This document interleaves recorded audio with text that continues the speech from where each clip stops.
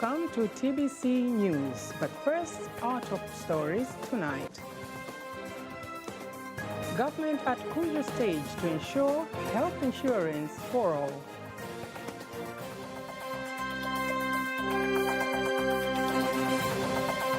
Health is a cross-cutting issue. China-Tanzania trade relation grows despite effects of COVID-19.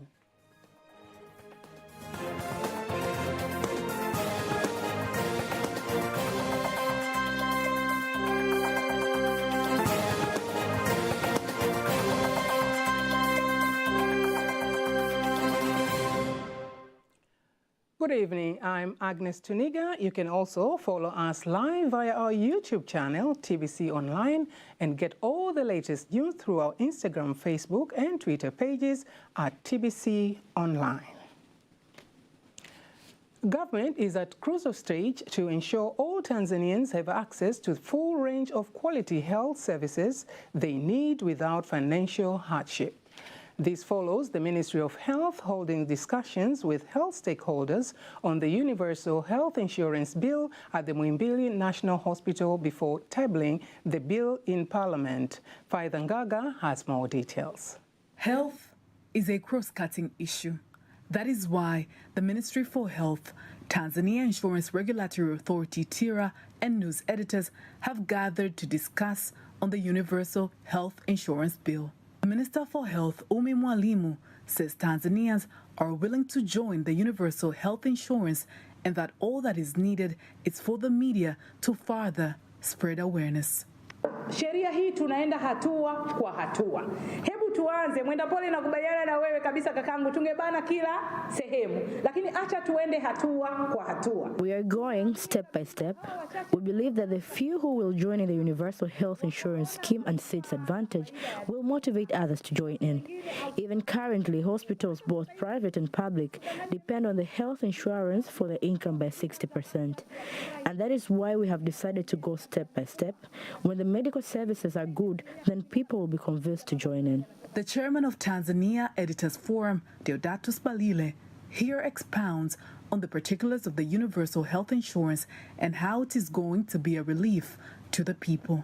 The amount contributed as it is put at around 340,000, it has, in some extent, is affordable compared to what we had, because previously one person was being charged 1,500,000, and now it has been reduced, brought down to 340,000 Tanzanian shillings. And an individual, if it goes the way they have said, might be charged 66,000 per year. So you see, it's reasonable. And how ready is Tanzania for the implementation of the universal health insurance? I spoke to Oyuke Faustin, the public relations officer of the Tanzania Insurance Regulatory Authority. The government is really ready. The government is really ready. As we have seen, the minister has demonstrated that up to now, the government has 10,067 outlets. I mean, there's outlets provision services, health services outlets that are providing health facilities. So again, on the part of equipment, we have seen now the MRIs up to the district level. So the government is continuing scaling up important health equipment and the important health facilities and the product so that people can access them easily there. So that is the readiness of our part on the ministry side, but also on the health schemes. The bill provides conducive environment for the private and public sector to participate in provision of health insurance. The Dar es Salaam residents also expressed their understanding of the Universal Health Insurance Bill. The importance of insurance, I want to have insurance, is that sometimes one may not have money to go to afford hospital expenses, and maybe in an accident, people can, you never know, accident happens, so you can use the insurance for medical services. So when a patient has the health insurance, this will enable the person to get access of the service in a much easier way. So for example, if the person is supposed to pay a large amount of money to get treated in a certain hospital, so the person using the health insurance will be able to cover up that huge amount of money by just using that health insurance. The importance of universal insurance, that the needs of low people earners or low people income earners, especially in Tanzania, as we are a developing country, it will help us sometimes in the issue of getting services like hospital services and dispensary services, especially to the children and mothers who are pregnant, especially in the hospital. If it occurs that there's no enough income to afford the hospital fees. Paithangaga, TBC News. China-Tanzania trade of goods has registered a year-on-year growth of 26.8%, which amounts to more than $7.5 billion from January to November 2022. This is despite the after effects of COVID-19 pandemic. Speaking to TBC News Chargé d'Affaires and Minister Consular of the Chinese Embassy to Tanzania, Mr. Suo Pong insists even in 2020, the first year after the outbreak of COVID, China-Tanzania trade in goods increased by 9.98%. Nasa Kingo reports. On January 8, 2023, China lifted COVID-19 pandemic restrictions on travel, ending quarantine requirements for inbound travelers for nearly 3 years of self-imposed isolation. Apart from travelers streaming into China by air, land, and sea on the day, this was also a new page for the Tanzanian business community. Actually, we are delighted with the relaxation of the ban or the restrictions on COVID-19 procedures from China. We note the volume of trade, the potential of the country to increase trade between our countries, that the restriction actually prohibited a restricted number of business transactions between Tanzania and China. We note that Tanzania and China are trading partners for a long time. We import a lot of products. The World Health Organization declared the outbreak a public health emergency of international concern in January 2020, and many would have expected the trade relation between Tanzania and China to decrease. But on the contrary, the Chargé d'Affaires and Minister Consular, Mr. Suo Pong, from Chinese Embassy in Tanzania, says according to the statistics of China Customs from January to November 2022, the China-Tanzania trade of goods has registered a year-on-year growth of 26.8%. China and Tanzania enjoyed traditional friendship. The bilateral trade stood the test of the COVID-19 pandemic and maintained sustained and rapid growth in the recent years. According to Tanzania statistic, China has been the Tanzania's largest trading partner since the year 2016. He expects trade relations between the two countries to grow even further this year. Many Tanzania products, such as sesame seeds, coffee, cashew nuts, or soya bean, etc., were very popular in Chinese market. And finally, Mr. Pong urges Tanzanian business community to take advantage of eased travel restrictions to China. Recently, the Tanzania ambassador to China, Mr. Kaluki, had a very positive comments. Many friends of chambers of commerce in China said such policy adjustment will help resume the personal exchange, business travel, and will restore the optimism in the market, which will be very beneficial for the global trade. So it is hope that the Tanzania business circle could seize the opportunity in the future. Since October 1st, 1949, when Chinese Communist leader Mao Zedong declared the creation of the People's Republic of China, Tanzania and China have shared many similar historical backgrounds and have grown to be close partners in many strategic areas over the years. Nasa Kingo, TBC News.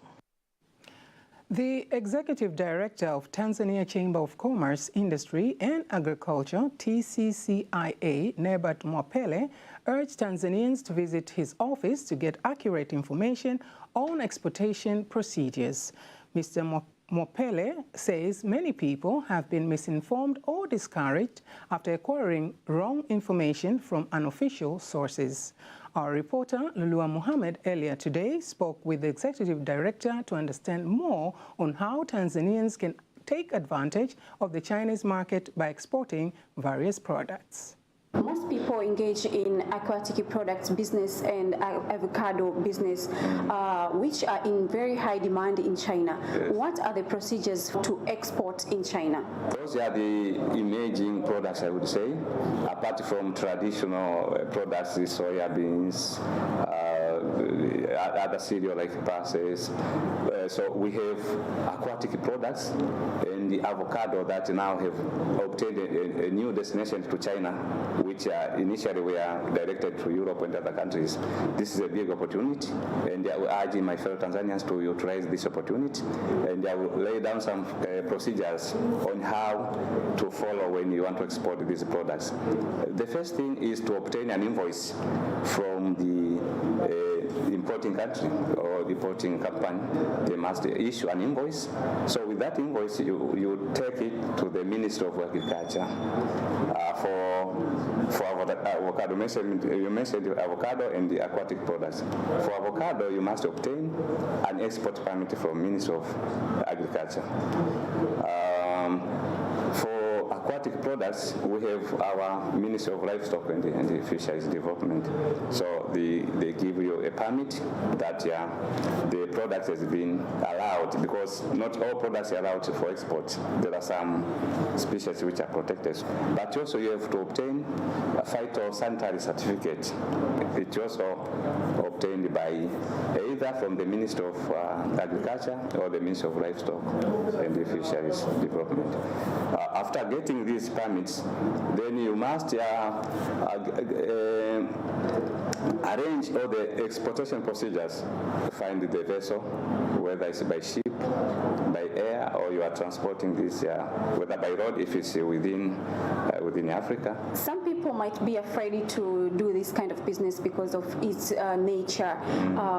How easy are these procedures for people to do it, especially for those who want to export worldwide? It might be difficult, maybe due to lack of information. But I urge Tanzanians to visit here, to come to us, Chamber of Commerce. We will explain to them all the procedures so that they don't spend much time in complying with the export procedures. And in most cases, we also issue some trainings. But because the trainings you cannot be doing each and every day. But every day when we issue certificate of origin, we also try to explain our export procedures. We have also a simple booklet which an exporter can obtain freely at our desk once they visit us. It lays down all the procedures.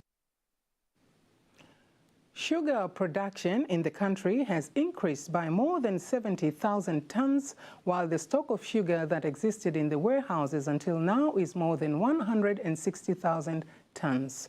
The Secretary General of the Ministry of Investment, Industry and Trade, Dr. Hashil Abdallah, made the remarks in Dar es Salaam when he met the sector's stakeholders. He says the aim of the meeting is to ensure the production of sugar is sufficient in the country.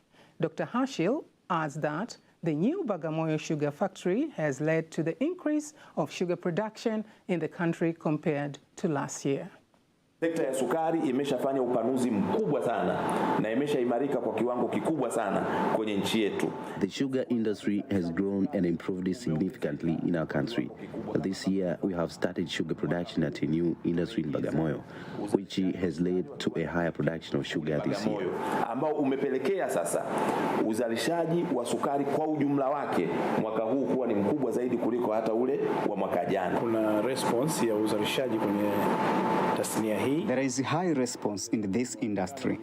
The increase of sugar production is seen according to the statistics outlined earlier. We congratulate the government for the efforts made to stimulate production and investment in this industry as they continue to bear fruit.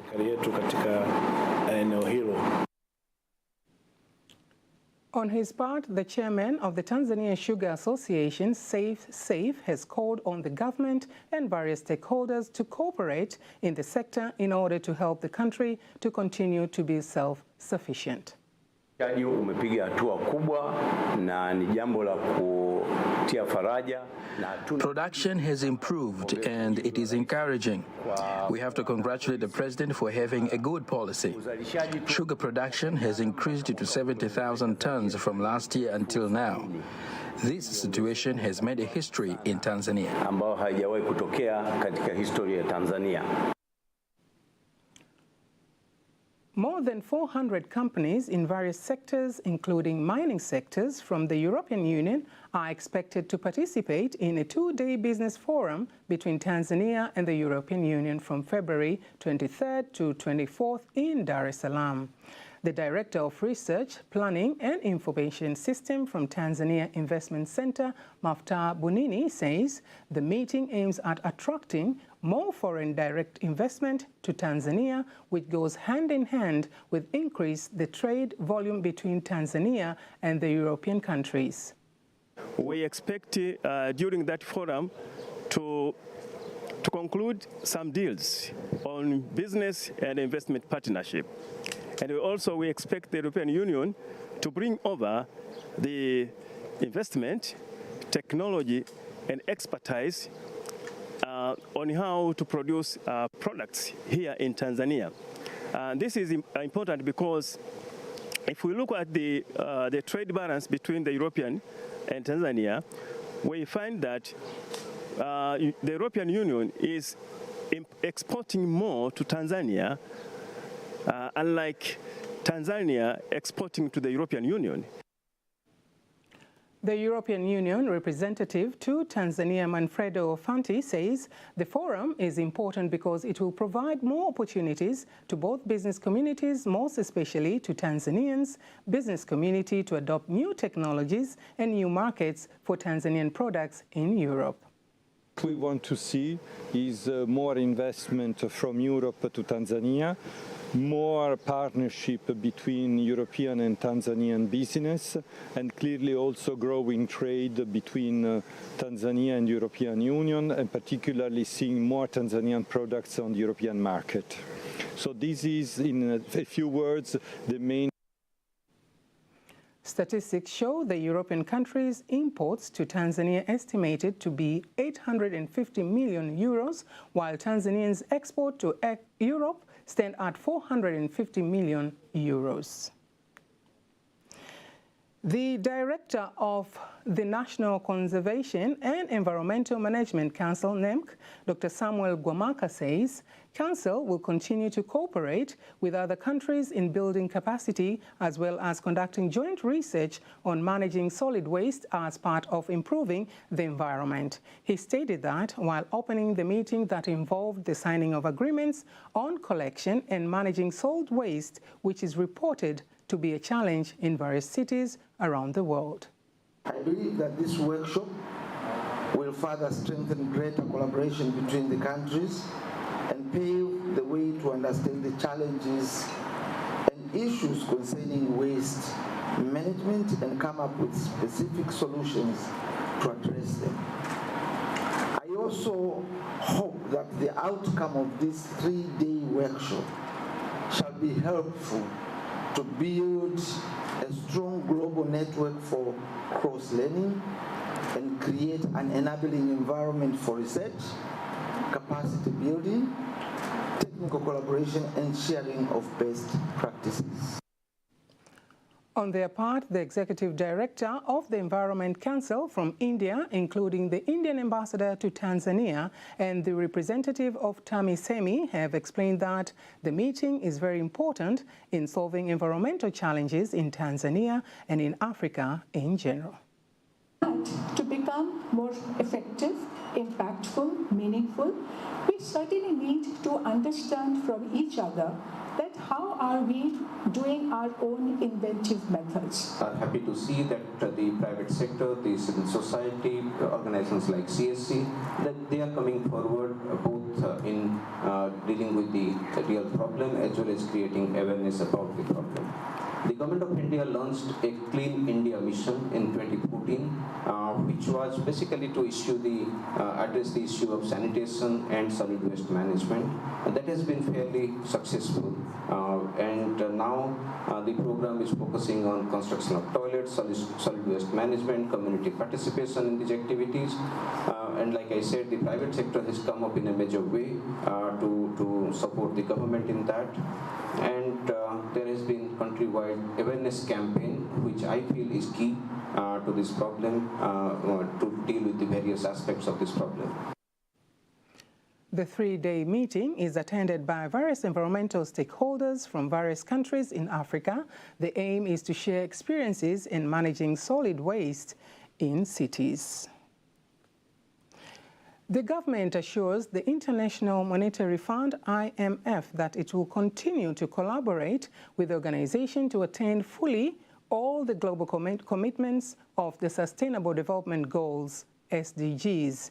Here's the report prepared by Gervas Mwatebela, read by Faithangaga.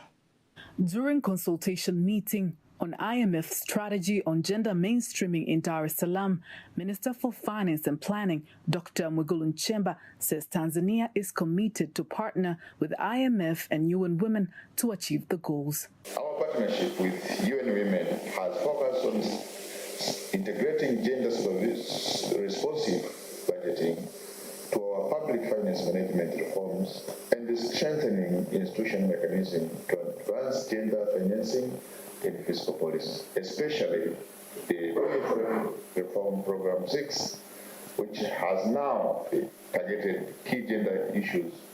And the Minister of Finance and Planning has established a coordination mechanism called the GRB, Core Team and Civil Capacity Development Efforts, which already have been done to some extent.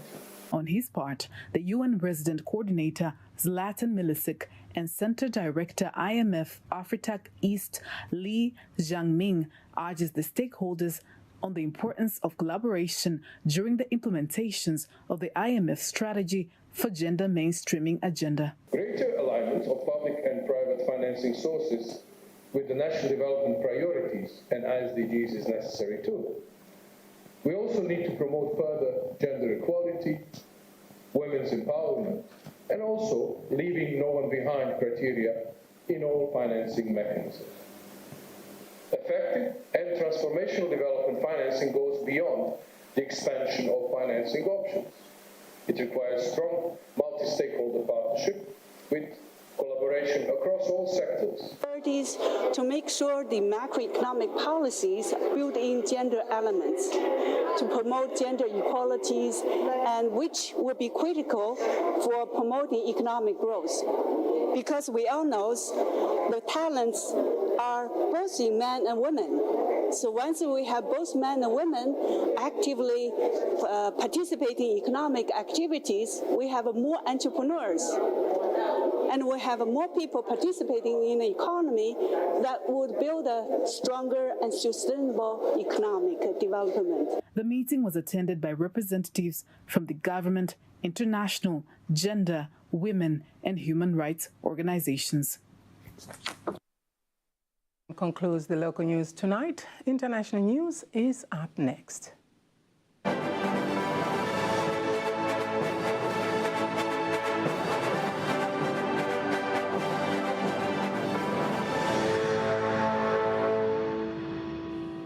Here is the international news with Lulua Mohammed. They will launch the EU-Namibia Annual Action Plan 2022, which is worth $437 million at NIPAM.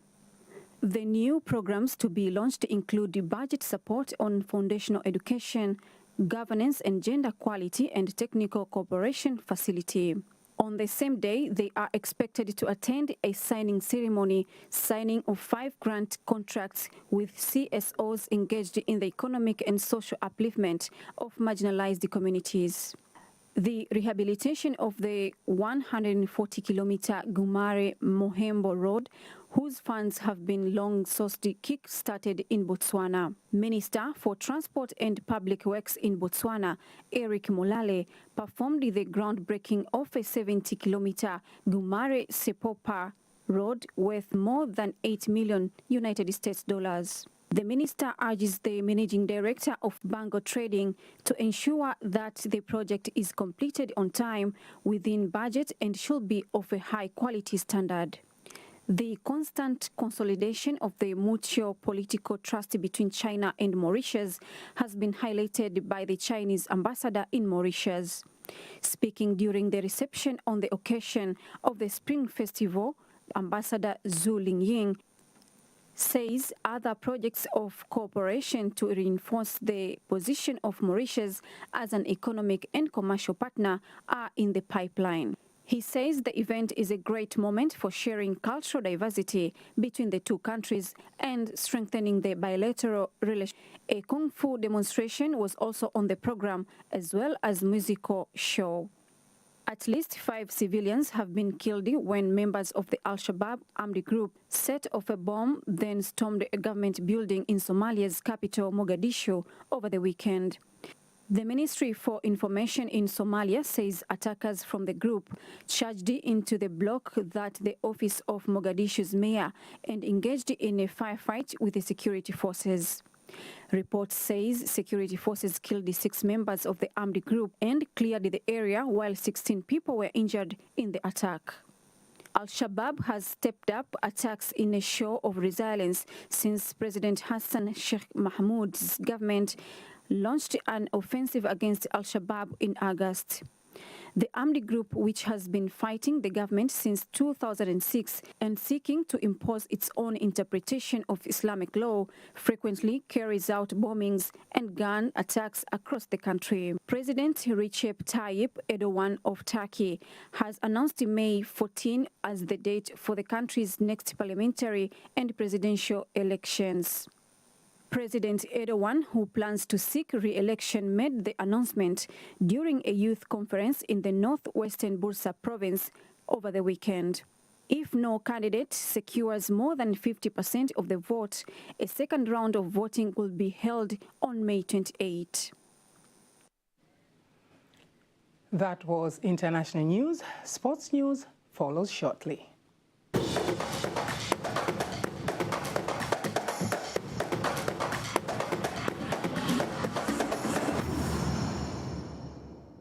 Here is sports news with Mario Cheto. Sports stakeholders in the country have been urged to donate sports gears to upcoming young talented players in their communities for the growth of a variety of sports. Speaking during the ladies' first athletics competition held at the Benjamin Mkapa Stadium over the weekend, Tanzania Sports Council General Secretary Neema Msita and the Tanzania athletics legend Juma Ikanga insist young talented players have to be supported with the sports gears to nurture their talents. That dream, and we see that by doing this we are going to get those medals.